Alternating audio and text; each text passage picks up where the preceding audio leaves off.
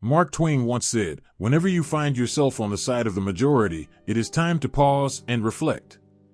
This quote is particularly relevant in today's age, where consensus is everything and the majority opinion is often considered to be the correct one. As Twain suggests, there are two dangers to be aware of. One is to always question the majority, the other is to never question the majority. In the realm of science, it is important to question the pretensions of modern science and how it may be falling into its own dogmas. For example, the extreme faith in positions such as materialism or physicalism, which have been considered to be the dominant narrative in science for decades. Materialism, the belief that the physical world is all that exists, has become the dominant dogma in the sciences for several reasons. One of the main reasons is that materialism has been able to provide explanations for many phenomena that were previously unexplained by other belief systems.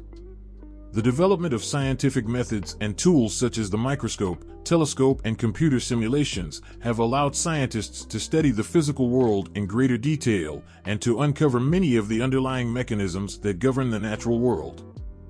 Another reason why materialism has become the dominant dogma in the sciences is that it is based on a simple, parsimonious principle: everything can be reduced to the interactions of matter and energy.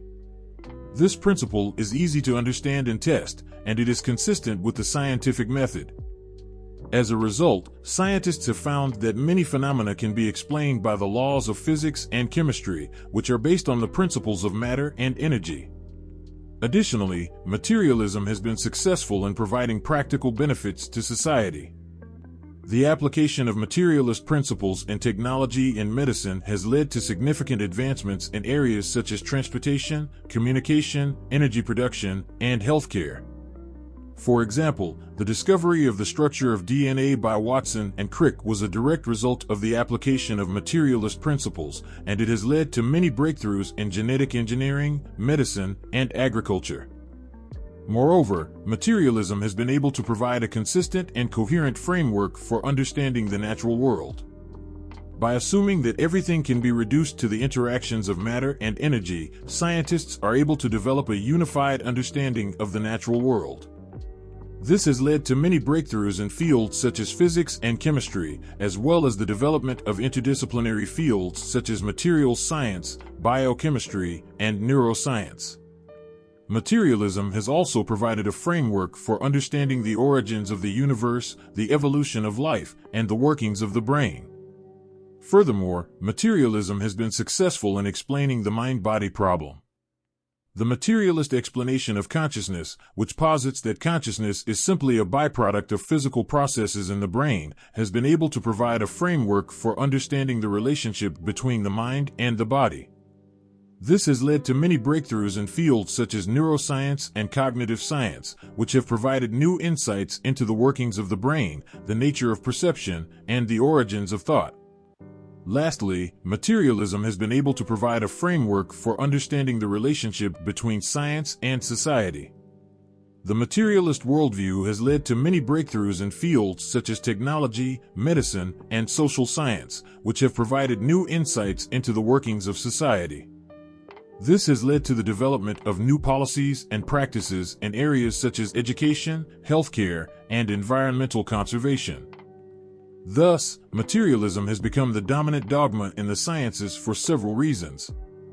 It has been able to provide explanations for many phenomena, it is based on a simple and testable principle, it has provided practical benefits to society, it has provided a consistent and coherent framework for understanding the natural world, it has explained the mind-body problem, and it has provided a framework for understanding the relationship between science and society.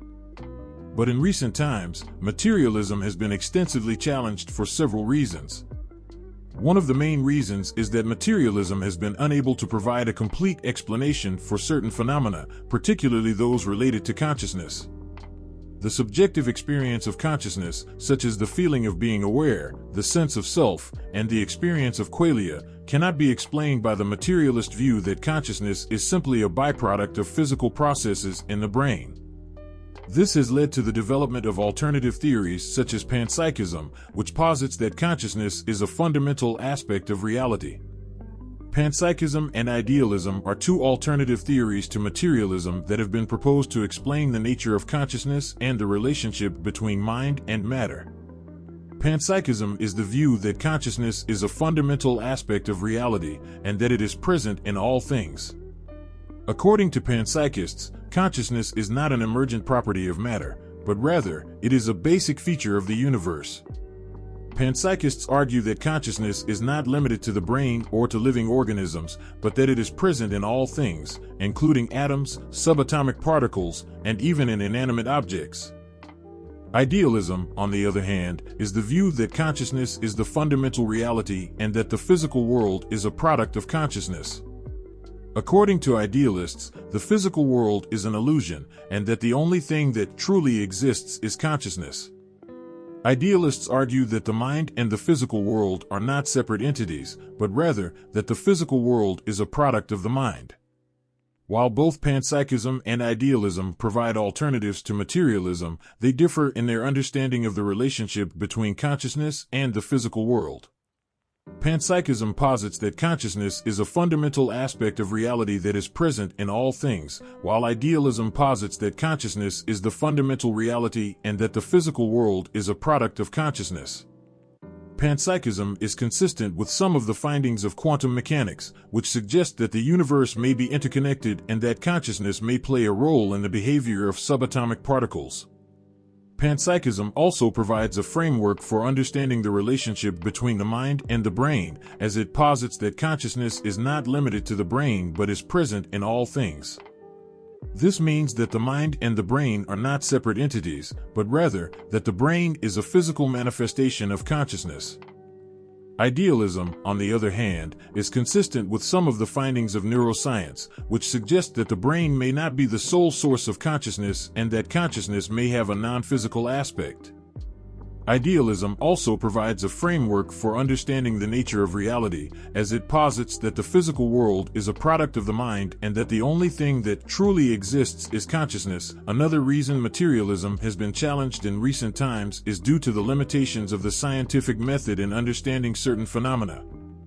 Materialism is based on the principle that everything can be reduced to the interactions of matter and energy, but some argue that this principle is too restrictive to account for certain aspects of reality such as consciousness, meaning, and information.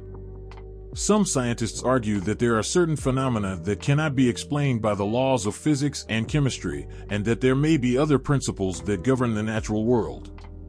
Additionally, new research in fields such as quantum mechanics and neuroscience has challenged the materialist view of the world. The findings of quantum mechanics suggest that matter and energy may not be the fundamental building blocks of reality, and that there may be other principles at play. Quantum mechanics has revealed that the material world is not as solid and unchanging as we once thought. The principles of quantum mechanics suggest that the universe is not made up of tiny, solid particles, but rather, it is made up of probability waves. This means that our observations and measurements play a crucial role in shaping the reality that we perceive. Similarly, recent findings in neuroscience suggest that the brain may not be the sole source of consciousness and that consciousness may have a non-physical aspect. Furthermore, the principles of quantum mechanics have also challenged the notion of physicalism, which holds that the physical world is all that exists. Quantum mechanics suggests that the physical world is not separate from the mental world, and that our thoughts and consciousness play a crucial role in shaping the reality that we perceive. Therefore, the extreme faith in positions such as materialism or physicalism, which have been considered to be the dominant narrative in science for decades, have been challenged by recent discoveries in quantum mechanics. Bernardo Kastrup, a philosopher and researcher in the field of consciousness studies, presents a compelling argument against materialism and physicalism by highlighting the problem of consciousness. Kastrup was born in Portugal and received his early education in physics and computer science. He later earned a PhD in computer engineering from the Technical University of Catalonia in Spain, where he also worked as a researcher at the Institute of Robotics and Industrial Informatics. After his PhD, Kastrup went on to work as a researcher at CERN, the European Organization for Nuclear Research, where he was involved in the development and operation of several large-scale scientific experiments, including the Large Hadron Collider, LHC. While at CERN, Kastrup was able to gain a deep understanding of the workings of the physical world, which provided him with a solid foundation for his later philosophical work. In addition to his work at CERN, Kastrup has also held research positions at other prestigious institutions such as the Max Planck Institute for the Physics of Complex Systems and the Technical University of Eindhoven. Kastrup has published several books, including Why Materialism is Baloney, 2015, The Idea of the World, 2018, and Consciousness and the Brain, 2020. His work has received widespread recognition and has been featured in various academic journals and popular science publications. Kastrup argues that the materialist explanation, which posits that consciousness is simply a byproduct of physical processes in the brain, cannot account for the subjective experience of consciousness. He suggests that consciousness must be a fundamental aspect of reality and not just an emergent property of physical processes. Kastrup's argument against materialism is based on the idea that the neural correlates of consciousness, as revealed by scientific studies, do not fully explain the subjective experience of consciousness. In other words, the fact that scientists can identify certain neural activity that is associated with conscious experience does not mean that this neural activity is the cause of consciousness. For example, Kastrup cites research in neuroscience that has revealed that when certain regions of the brain are damaged, a person may lose the ability to experience certain aspects of consciousness, such as the ability to perceive color, yet they are still able to experience other aspects of consciousness, such as self-awareness. This suggests that the neural activity associated with the ability to perceive color is not the cause of that ability, but rather it is a correlate of it. This suggests that the neural activity associated with the ability to perceive color is not the cause of that ability, because if it were, then damaging certain regions of the brain that are associated with the ability to perceive color should also result in the complete loss of that ability, instead of just a partial loss. For example, if the neural activity in a certain region of the brain is causing the ability to perceive color, then if that region of the brain is damaged, the ability to perceive color should also be lost entirely. However, research has shown that when certain regions of the brain are damaged, a person may lose the ability to experience certain aspects of consciousness, such as the ability to perceive color, yet they are still able to experience other aspects of consciousness, such as self-awareness. This is inconsistent with the idea that the neural activity is causing the ability to perceive color, but consistent with the idea that it is a correlate of it. Let me demonstrate this with a simple analogy. Imagine you are trying to figure out how a clock works. You observe that when the clock's hands move, the ticking sound is also heard. Based on this observation, you might conclude that the movement of the clock's hands is causing the ticking sound. However, if you were to remove the clock's hands and the ticking sound is still heard, you would realize that the movement of the clock's hands and the ticking sound are related but not causally linked. The ticking sound is caused by the clock's mechanism, not by the movement of the hands. Similarly, when scientists study the brain and observe that certain regions of the brain are active when a person perceives color, they might conclude that the activity in these regions is causing the ability to perceive color. However, when research has shown that when certain regions of the brain are damaged, a person may lose the ability to perceive color yet still be able to experience other aspects of consciousness, it suggests that the neural activity in those regions is correlated with, but not causing, the ability to perceive color. This is why Kastrup and other philosophers argue that the neural activity associated with the ability to perceive color is not the cause of that ability, but rather it is a correlate of it. Note that the argument of brain damage and the ability to perceive color being used to challenge materialism is not attributed only to Kastrup or any specific author, as it's a widely used argument that has been developed and discussed by multiple philosophers and scientists in the field of philosophy of mind and cognitive science. It is a well-established idea that is widely accepted and used by many researchers. It's a common argument that is used to illustrate that consciousness cannot be reduced to physical processes in the brain. Furthermore, Kastrup argues that even if we could identify the neural correlates of all aspects of consciousness, this would not explain the subjective experience of consciousness, because the subjective experience of consciousness, such as the feeling of being aware, the sense of self, and the experience of qualia, cannot be reduced to physical processes in the brain. The materialist view that consciousness is simply a byproduct of physical processes in the brain is based on the idea that consciousness can be explained by the neural activity in the brain. However, Kastrup argues that the subjective experience of consciousness, such as the feeling of being aware, the sense of self, and the experience of qualia, cannot be fully explained by the neural activity in the brain.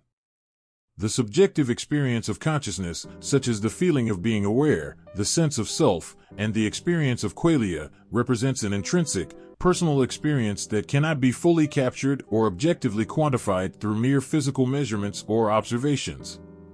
Despite the potential for neural correlates to be identified and studied, the subjective experience itself remains an elusive and inexplicable phenomenon.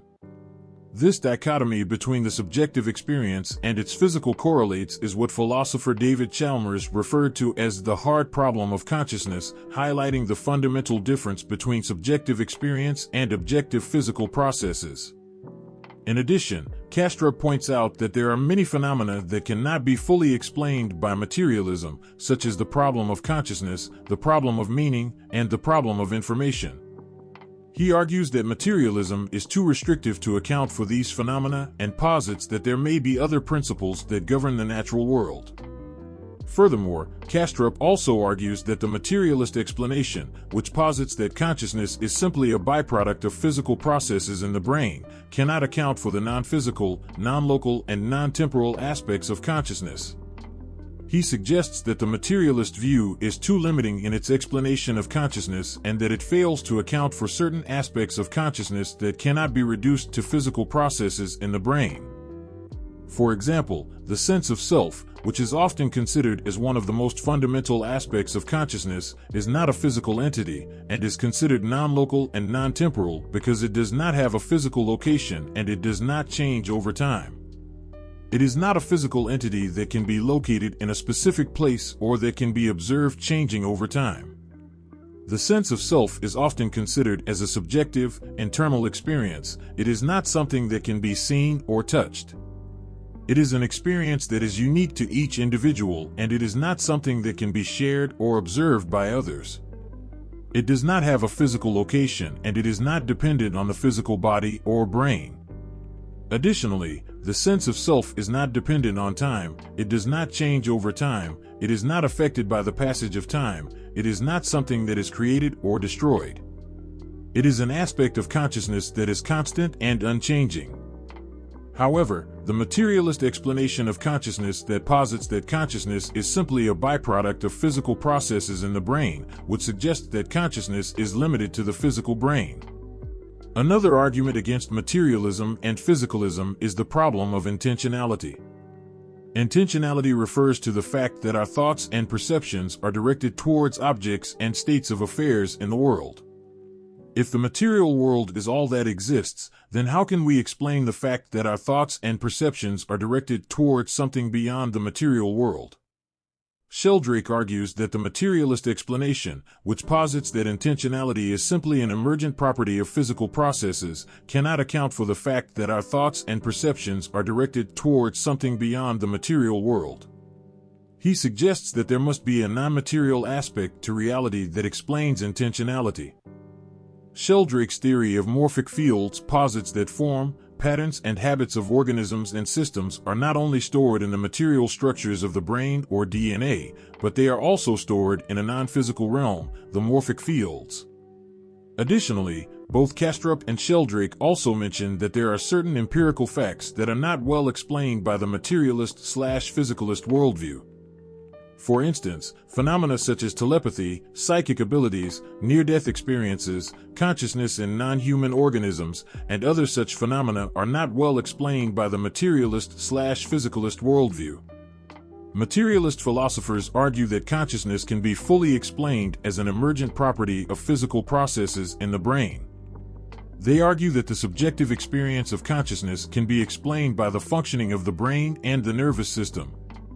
They propose that the brain is able to process information and create the subjective experience of consciousness as a result of this processing. They suggest that the subjective experience of consciousness arises from the activity of the brain, just as the color of a rose arises from the physical properties of the rose. Materialist philosophers point out that neuroscience has made great strides in understanding the brain and its functions, and that as our understanding of the brain improves, we will be able to explain more and more aspects of the subjective experience of consciousness. They argue that the subjective experience of consciousness is a result of the activity of the brain, and that it is not a fundamental aspect of reality that transcends space and time. Materialist philosophers also argue that the idea that consciousness is a fundamental aspect of reality that transcends space and time is not supported by scientific evidence. They argue that there is no empirical evidence to support the idea that consciousness is not limited to the physical brain, and that the idea is not testable or falsifiable. It is difficult to say who is more likely correct between materialist philosophers and non-materialist philosophers. Both sides have strong arguments and evidence to support their positions. Materialist philosophers point to the vast amount of scientific evidence that supports the idea that consciousness is an emergent property of physical processes in the brain. They argue that the subjective experience of consciousness can be explained by the functioning of the brain and the nervous system. On the other hand, non-materialist philosophers such as David Chalmers argue that the materialist explanation of consciousness is not sufficient to fully explain the subjective experience of consciousness. They suggest that consciousness may be a fundamental aspect of reality that transcends space and time, and that it may not be limited to the physical brain. They argue that the subjective experience of consciousness cannot be fully reduced to physical processes. It's worth noting that the question of whether consciousness can be fully explained by physical processes or whether it is a fundamental aspect of reality is still an open question in philosophy and cognitive science. Some scientists and philosophers argue that the answer may lie somewhere in between, and that consciousness may be a combination of both, an emergent property of physical processes in the brain and a fundamental aspect of reality. Ultimately, the answer to this question may depend on the development of new scientific evidence and technological advancements that will help us to better understand the nature of consciousness and its relationship to the physical world. The debate about materialism matters on a practical level because it has implications for our understanding of the nature of consciousness and the relationship between the physical and non-physical realms. This debate has important implications for fields such as philosophy, cognitive science, neuroscience, and psychology, but it also has practical implications for other areas such as medicine, technology, and even ethics. If materialism is true, it would mean that the mind and consciousness are fully reducible to physical processes in the brain, and that consciousness is not a fundamental aspect of reality. This would imply that the mind and consciousness are not separate from the physical body, and that consciousness does not continue to exist after death. It would also imply that consciousness is a product of the brain, and that any problem or malfunction in the brain can be explained by its physical states. On the other hand, if non-materialism is true, it would mean that consciousness is a fundamental aspect of reality, that it is not reducible to physical processes in the brain, and that it may continue to exist after death. This would have important implications for our understanding of the mind-body relationship and the nature of consciousness. It would also imply that consciousness is not just a product of the brain, but a fundamental aspect of reality that transcends physicality. In terms of practical implications, this debate has significant implications for fields such as medicine and healthcare. If materialism is true, it would mean that all mental illnesses are caused by physical brain disorders, and that they can be treated by addressing the physical brain states. On the other hand, if non-materialism is true, it would mean that consciousness is a fundamental aspect of reality, and that mental illnesses may have non-physical causes. In addition, the debate about materialism also has ethical implications. If materialism is true, it would mean that consciousness is not a fundamental aspect of reality, and that all living beings are simply complex machines with no subjective experience. This would imply that there is no moral or ethical significance to consciousness and that living beings do not have any inherent value. On the other hand, if non-materialism is true, it would mean that consciousness is a fundamental aspect of reality, and that all living beings have subjective experience and moral value.